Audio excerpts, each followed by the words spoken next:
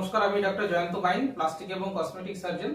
আমরা এই ভাইয়ের আজ যে 21 দিন আগে গাইনোকোমাস্টিয়া সার্জারি করেছিলাম, ওনার গ্রেড 3 গাইনোকোমাস্টিয়া ছিল। তো আপনার রেজাল্টটা দেখতে পাচ্ছেন, এখনো কিছুটা ফোলাভাব এখনো রয়েছে। এই ফোলাভাবটা আরো প্রেসার গার্মেন্ট পড়লে পরে আগামী 2 মাসের মধ্যে আরো অনেকটা কমে যাবে।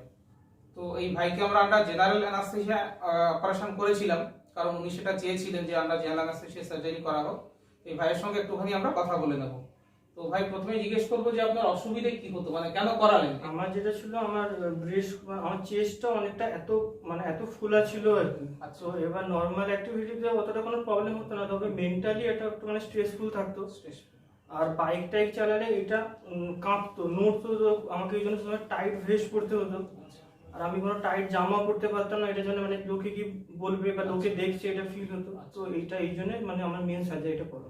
তো এই ভাই এক্স্যাক্টলি যেটা ওনার সমস্যা সেটা বললেন। যেটা সমস্যা সেটা হচ্ছে যে গাইনোকোমাস্টিয়াটা কিন্তু অ্যাজ সাচ কোনো অসুখ নয়, যেটা ভাই বললেন সেটা একেবারেই ঠিক কথা। ফ্যাট জমে যাওয়ার জন্য বা চর্বি জমার জন্য জিনিসটা হয়।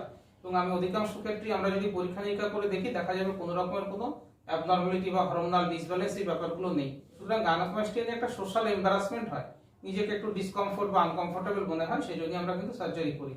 এবার এই ভাইয়ের যেহেতু গ্রেড 3 গাইনোকোমাস্টিয়া ছিল, স্বাভাবিকভাবে দেখতে খারাপ লাগতো, বা টি শার্ট পরলে পরে বা হালকা কোনো টাইট জামা যদি উনি পরতে চান, টি শার্ট পরতে চান, এটা একটা এম্বারাসিং হয়, এই জন্যই সার্জারিটা করা।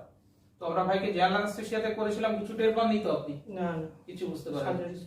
হ্যাঁ, তো ওনাকে উনি একটুখানি ভয় পাচ্ছিলেন বলে ওনাকে লোকাল অ্যানাস্থেসিয়াতে, তারপর আমরা জেনারেল অ্যানাস্থেসিয়া করেছি। তো অ্যানাস্থেসিয়া থেকে ফেরার পরে আপনার কতটা ব্যথা হলো? অ্যানাস্থেসিয়া থেকে ফেরার পরে আমার চেস্টে কোনো পেনই ছিল না। ফার্স্ট কিছু আওয়ার্স খালি গলায় একটুখানি পেন ছিল, সেটাও খুবই কম। তো জেনারেল অ্যানাস্থেসিয়া নিয়ে ভাই যে অভিজ্ঞতাটা বললো, এক্স্যাক্টলি সেটাই হয় জেনারেল অ্যানাস্থেসিয়াতে। জেনারেল অ্যানাস্থেসিয়া নিয়ে গাইনোকোমাস্টিয়ার ভিডিও আমার রয়েছে, সেটা আপনারা দেখে নেবেন। তো আমরা মুখে টিউব পরিয়ে দিই, নল পরানো বলাই, যেটাকে সাধারণ বাংলা ভাষাতে নল পরানো বলি। স্বাভাবিকভাবে গলাতে কিন্তু একটুখানি ব্যথা হতে পারে, 2-3 দিন অবধি কখনো কখনো ব্যথাটা থাকে, আমরা গার্গেল করতে বলি। যদি ভাইয়ের সেই সমস্যা দীর্ঘস্থায়ী হয়নি, কিন্তু এটা একটা সমস্যা হতে পারে যে গলায় ব্যথা হয়, কারণ নল পরানো হয়।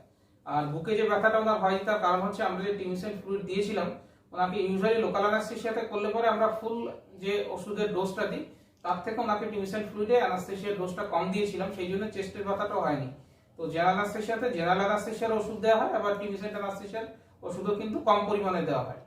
তো এটা গেল ওনার ব্যথা নিয়ে এক্সপিরিয়েন্স। তারপরে তো ভাই আপনাকে ছুটি করে দিলাম সেদিন বিকেলে, তো তারপরের দিন ড্রেন বের করে দিয়েছি। তো ড্রেন বের করার সময় আপনার কোনো অসুবিধা বা কোনো কিছু?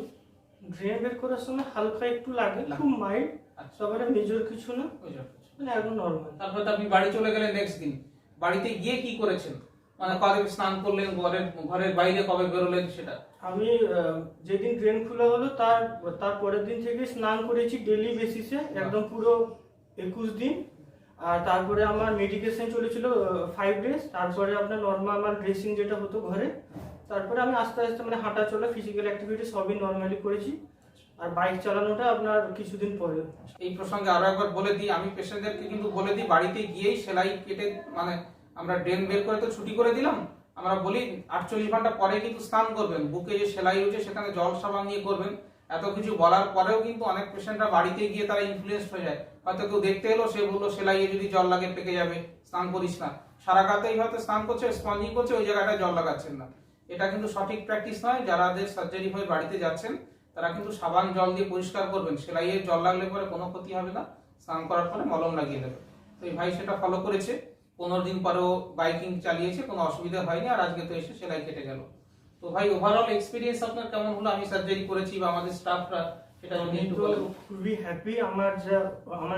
আমার গ্রেড 3 ছিল, তো তারপরে আমি রেজাল্টে খুব হ্যাপি। আর এখানকার স্টাফরা খুব ফ্রেন্ডলি, ডক্টর স্যারের হাতও খুব একদম এক্সপিরিয়েন্স। তো ভাই খুশি হলেই আমাদের সার্জারিটা সার্থক হয়েছে বলে মনে হবে। আর হচ্ছে গাইনোকোমাস্টিয়া নিয়ে আমার ইউটিউব চ্যানেল অনেক ভিডিও রয়েছে, পেশেন্টের experience, surgical video, drain removal, gynaecomastia কেন হয়, কি কি করবেন, কবে থেকে বাইক চালাবেন, অসংখ্য ভিডিও রয়েছে। ভিডিওগুলো অল্প অল্প করে দেখে নেবেন, অনেক ইনফরমেশন পেয়ে যাবেন। আর নিচে যে আমার হোয়াটসঅ্যাপ নম্বর আছে, সেখানে আপনারা আপনাদের চেস্টের ফটো পাঠাতে পারেন।